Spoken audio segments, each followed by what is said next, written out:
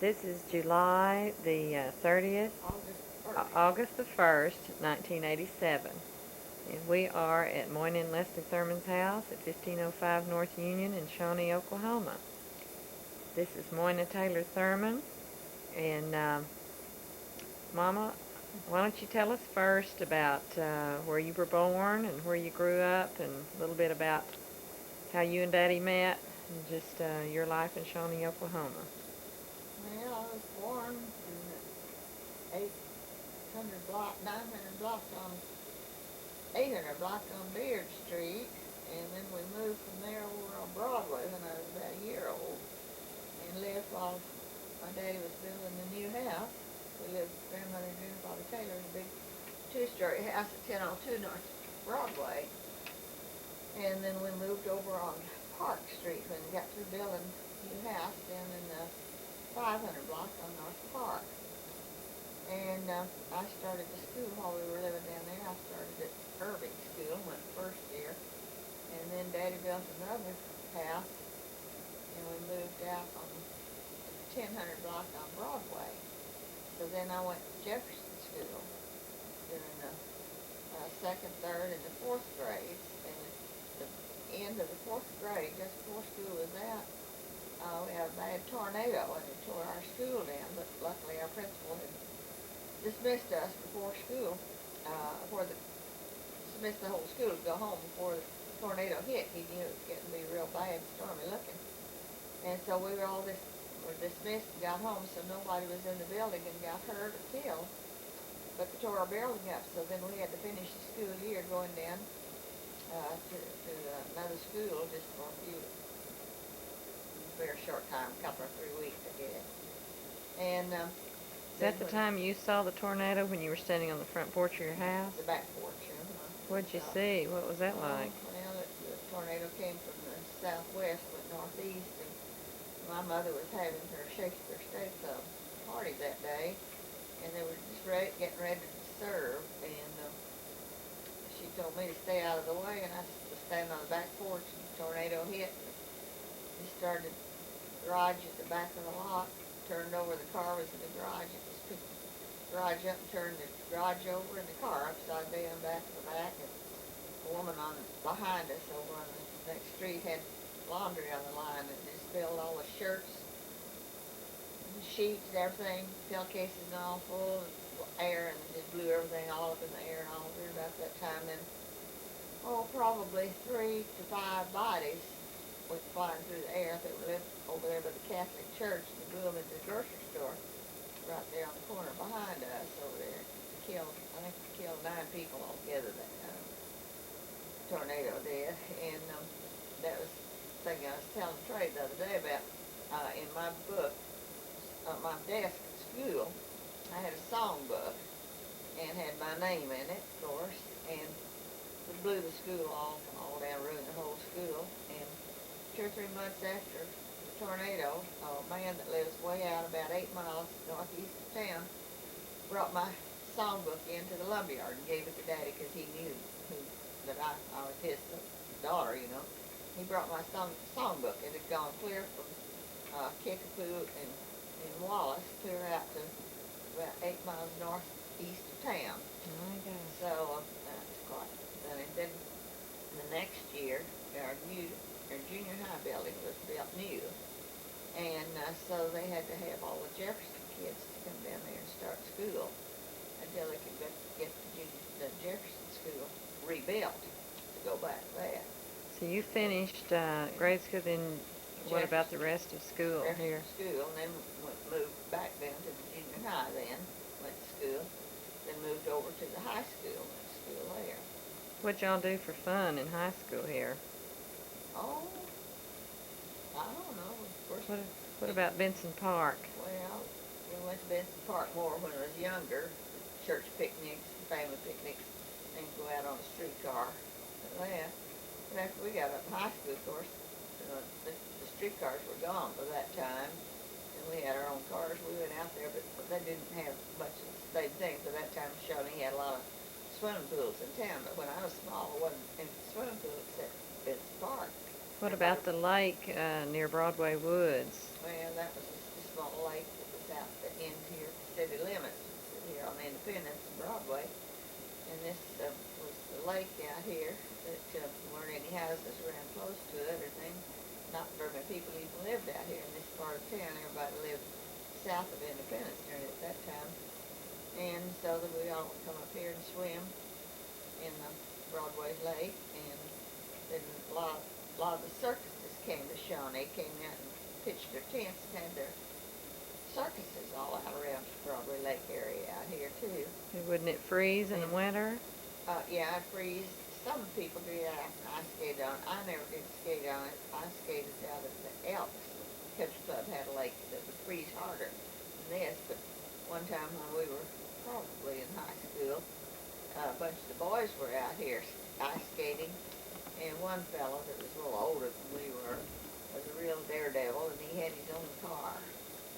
He was 5 or 6 years older than we were. And he decided he was going to drive that car out on the ice over here at the lake. So he drove his car out on it, and the wheels started going through, and that car started going down the water. He had to have all help push him back out on the ice. When did you meet Daddy, and when did y'all get married?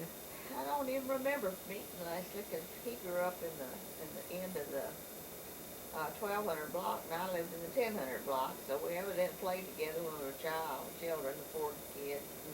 Ruth Boys and Bill Stewart and all of us that lived up and down Broadway in those 3 or 4 blocks played together a lot. When did y'all start dating? Oh, junior high, I guess. And then you. And And when did you get married? we went together off and on during high school, and then we got married when we graduated from high school. Didn't you all elope? Yeah. And then what'd you do after you got married? Middle of the Depression, we didn't have any money. We couldn't go anywhere. I had signed up to go to a girls' school, but money was such a terrible problem at that time. The dad couldn't afford to send me. I had put an application in at William Woods College up in Missouri, but we decided we'd just get married, and we went to a business college for a year, and both of us took typing and shorthand, and Leslie took bookkeeping and business law. So when we finished that at the end of the school year, he went to work then for that was in 1930. They were taking the census. So he worked for the U.S. government taking the census then for several months then. And then when he got through doing that, they put in the first miniature golf course here in Shawnee. And he got a job working at that at night and put his application in at the Rock Island shops office down here. And he got on down there with the fellow. I'll let him tell you all about that. He did that for maybe 2 years, and then they were moving the Rock Island to Chicago. And he could have gone with them up there, but he didn't want to move to Chicago and live there. So that's when he decided he'd put in a grocery store. So he borrowed $500 from his dad, and we rented a little wooden store, frame store, out here on the corner of Beard and Independence. And put the grocery store in there. I don't know how long we were over there in that store. I'll have to tell you that too. Then he bought the lot across the street from there and tore the house down and built the brick store building over there. We were there altogether, it was almost 48 years on that one corner. And then after we'd been there about 10 years, the store was not large enough, so he enlarged it nearly twice the size it was. Okay, tell some about your mother and daddy and where they came from and how they got to Oklahoma. My dad was born in Kansas. Mother was born in Texas, Butte Vista, Texas. And Daddy's mother and daddy had met. She was teaching school up in Kansas, close to St. Joe. Kansas, I believe it was. And he had been in the Army and was captured, and when he was dismissed and let go at the end of the war, Now, which war was that? Oh, well, Would that be World War One or the no, Civil War? before that, let's see, I should let me have the thing I had written Is down that there. you're talking about? Anyway, he was let out as a prisoner of war. He kind of liked the area around there, so he moved into this area where she was teaching school, and they met and fell in love, and got married, and so they went out from the edge of town, and I had some thing I could tell you exactly where it is, but anyway, he bought, honey, don't do that, you can get the thing out of whack. Moving the hands off, don't move the hands around, that you get the whole thing out of whack. It'll jump then, you won't keep right time. Anyway, they bought an acreage and had a farm there. Now, where is this? Well, No, in Kansas or? yeah, it's Kansas, okay. but I've got it written down. You let me go get that. I'll turn it off and let me go get it. No, There. go ahead. And they lived up there, and they had 5 sons born while they were living up there. And oh, it was hard life. They worked real hard and lost several crops. And one winter it got way damn cold. And grandmother, of course, they had a terrible time keeping warm and making crops and feeding animals that they had, cattle and horses. So she said she'd had it. She didn't want to go someplace where it was warm. So I don't know how they happened to pick San Marcos, Texas, but that's where they ended up. They moved down there. Grandmother and granddaddy and the 5 boys moved to San Marcos, Texas. And he put in a kind of a general mercantile store, grocery store, sold other stuff too. Lived down there, and then he had 3 sisters born after they moved down there too then. But my mother was living in San Marcos, and so he met her. They fell in love, and after he moved to San Marcos, he finished high school, he went to a business college down there and took bookkeeping and all everything. So then he went to an uncle and aunt in Kansas City and lived with them and worked in his lumberyard up there for a long time. Not a long time, about 3 years, 2 or 3 years. And after he learned the business and all, his uncle decided he knew enough about the business, he could go in business for himself. And he had been to Oklahoma City, and he thought Shawnee was one of the upcoming places here, and discussed then, that was before state had discussed then, that maybe Shawnee would be the capital of Oklahoma. So he suggested that Daddy would come to Shawnee and put in a lumberyard. So Daddy came on to Shawnee and put in the lumberyard, and it went so well, and business was so good. So then he had his family, his mother and his dad and his 3 sisters and 3 of his brothers to come on and move to Shawnee, and he worked in the lumberyard with my dad a little bit, but he was not well by that time, and he retired. He had sold his grocery store, mercantile store out. So he worked, and then 2 of the brothers worked in the lumberyard with Daddy. So all the Taylor family lived around here until they all married, moved away, or died. What was it that happened to his lumberyard? Well, of course, Did it burn down? first big thing happened in 1943, I guess it was. The lumberyard burned clear to the ground, and he had to move the business. He had a planing mill about 2 blocks away, so he just moved the business up there, and it was a smaller place, so the business was very small from then on. But until he died, well, they had pretty good business, but of course during the Depression it went down a whole lot. But And what about your mother's family?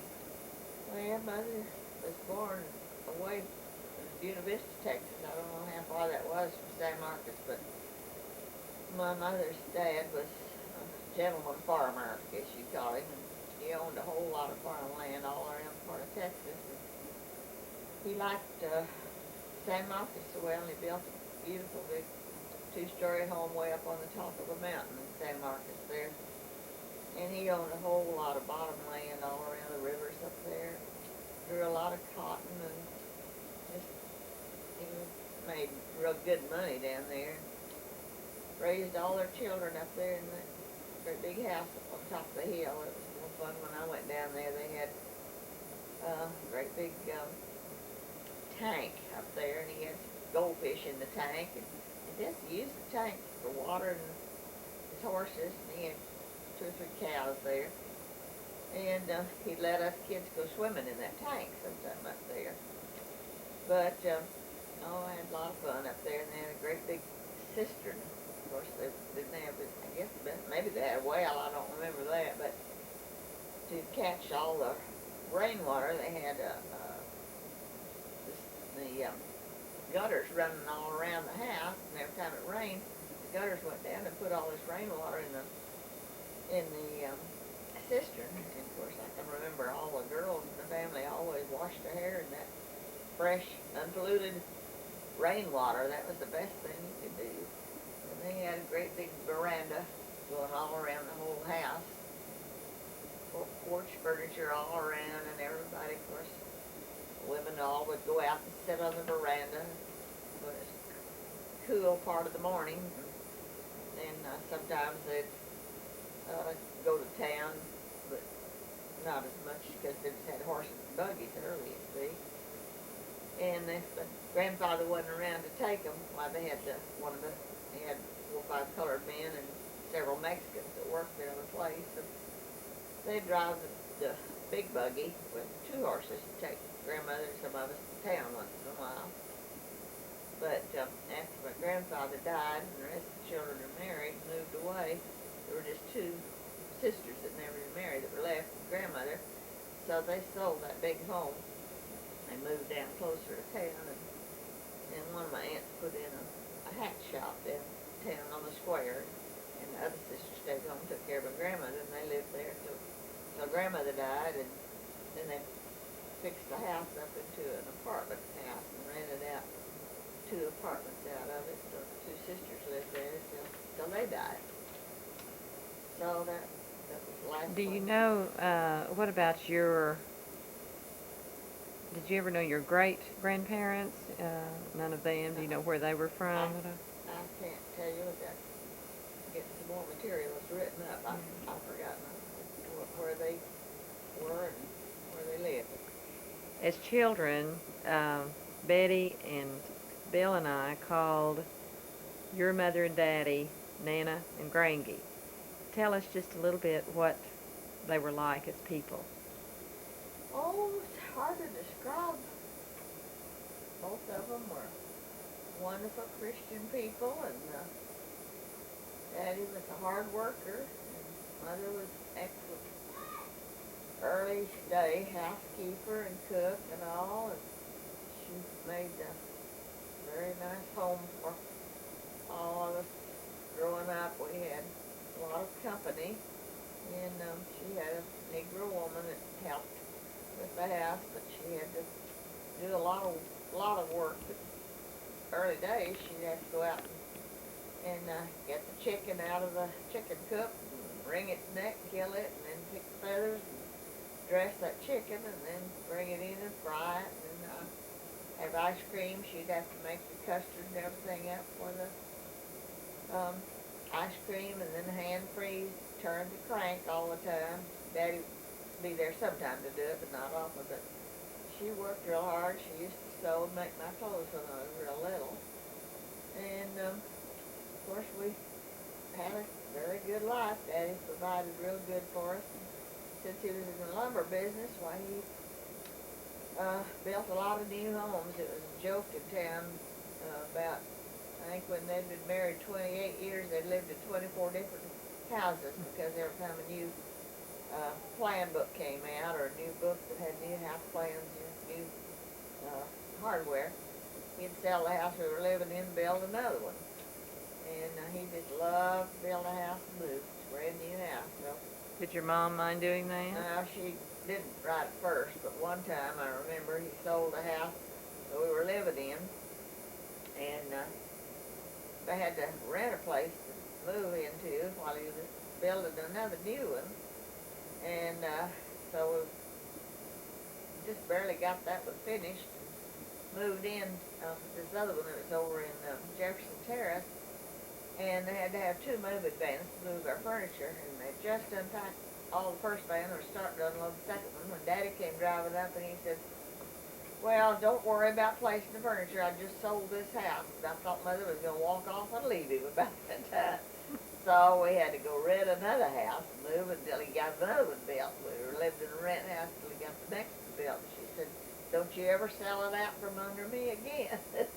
So they didn't move too many times after that. I can't remember, about two or three times after that. But You said your mom was in a study club. Did she read a lot? And she read quite a bit. Of course, the one study club she belonged to, they had books they had to study and had to really work just like going to school. But the other one, she didn't have to do that much. It was a Shakespeare study club, and once each year, each one of them had to review a Shakespeare play.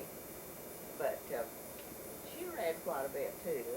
had she gone to school? Yeah, she went 2 years to a girls' school in Roanoke, Virginia.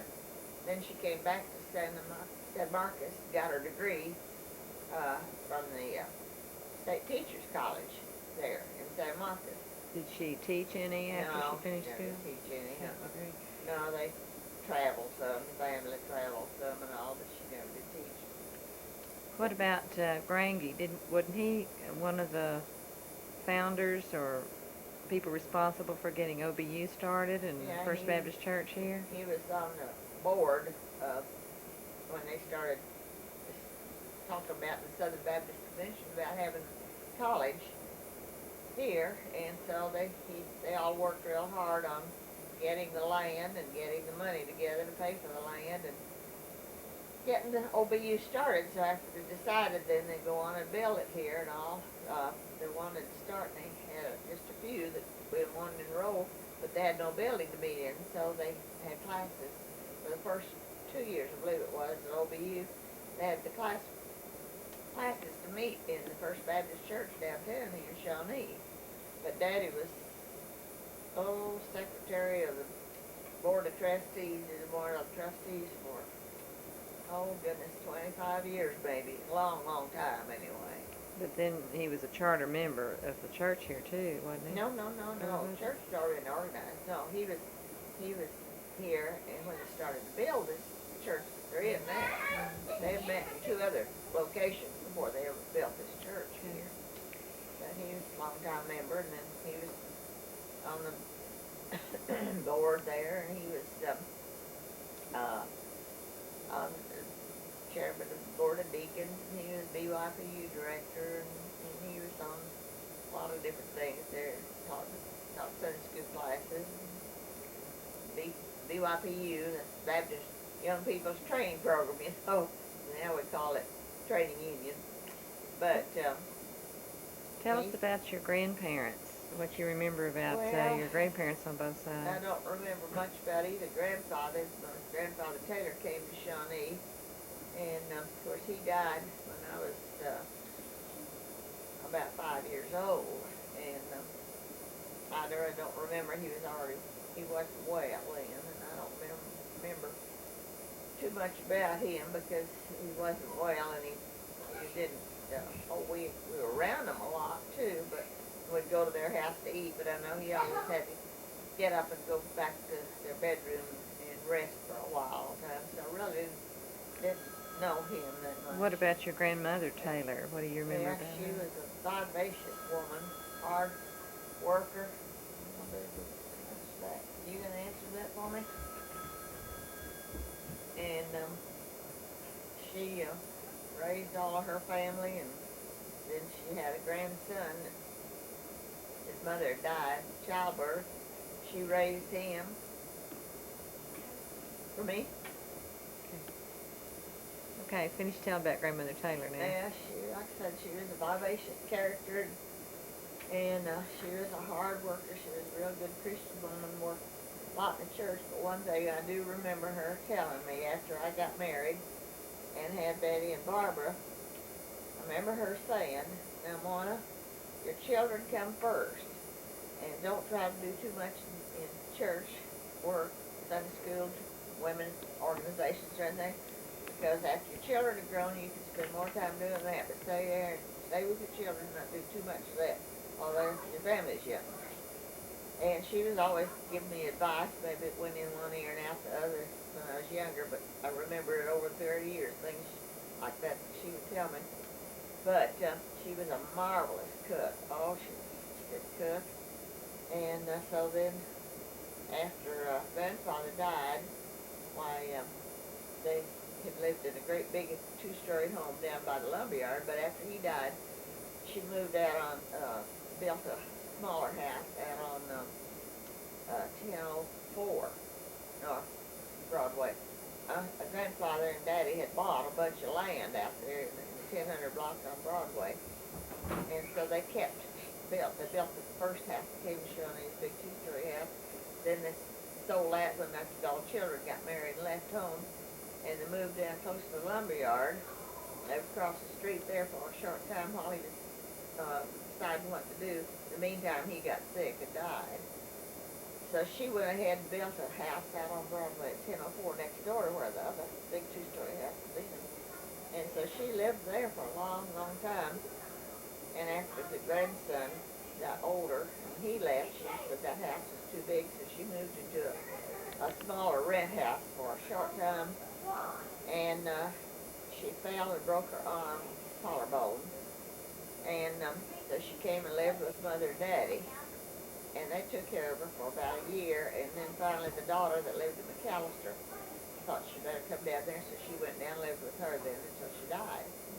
So, but she was a very, very strong character. She was really a wonderful woman. Okay, what about your grandmother on your mother's side? My mother said, well, of course, I didn't know her as well because she lived in San Marcos, and she never did come up here to visit us in Oklahoma.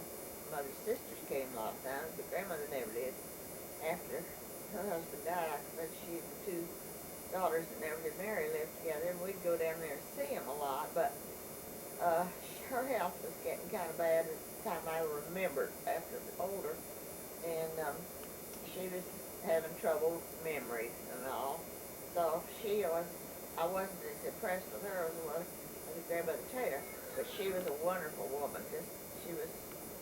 But she was a southern lady kind of, and she had a lot of help and took care of the household and the cooking and the washing and ironing. She didn't do a whole lot of work. She was a southern lady, really, and but she was a real sweet, gentle person, and she was a good Christian woman. But I just wasn't around them enough. Mother and I go down and stay a month maybe in the summer, and then sometimes we'd go back down and stay a couple of weeks around Christmas time. But I really wasn't around them very much. But we did have a good time when we were kids to go down there because both grandmother King and grandfather King owned a lot of land, like I said, and she and her sister family built two great big summer homes on the river. And I was quite small, and they'd all move out of town and go down and live in these lovely cabin things on the river. And then the men would come out and spend the night, and they had a lot of help, Negro help or Mexican help that did all the work. And all the kids would swim in the river there, and we just had the best time. That was a real happy memories going down there. But after grandmother died, we didn't go as often. I got older, we never did go as much then. Well, my mother Moyna won't tell this about herself, but I will say she has been active all of her life and all that all of us kids have done, and PTA president for more years than I can remember. She has practically run First Baptist Church here and has recently received a wonderful honor and plaque and award for her many years of work down at the church, and has built up a ministry to prepare food for families of people that have died. Mother and Daddy have been active in the country club and social organizations here. Mother's still in the Shakespeare club that her mother had been in years ago. Has played bridge probably more hours than we can both add up together in her younger years, not so much recently, but is probably one of the better bridge players in this part of the country. And